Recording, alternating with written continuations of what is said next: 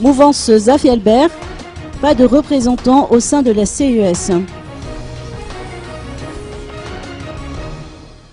Sur les 10 groupements signataires de la feuille de route, la mouvance ZAF a été la seule à ne pas avoir nommé un représentant au sein de la Cour électorale spéciale.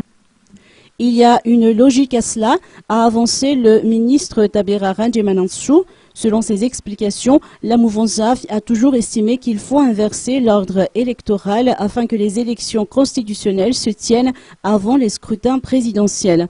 Or, la Cour électorale spéciale est appelée à arrêter la liste des candidats aux élections présidentielles, mission qui va, selon lui, à l'encontre des convictions de la mouvance ZAF. D'ailleurs, ce n'est pas la première fois que la mouvance ZAF refuse de mandater un représentant au sein d'une institution transitoire.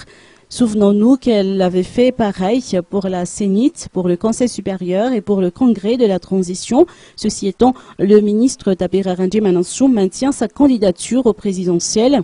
À ce propos, il considère que le principal blocage dans le processus électoral vient du fait que Madagascar, comme d'autres pays d'Afrique, ne jouit pas de sa souveraineté en matière politique. Ce sont souvent les étrangers qui dictent nos conduites dans la gestion des affaires internes, a-t-il dénoncé. Ainsi, les étrangers nous disent qui sera candidat aux élections et qui doit se retirer.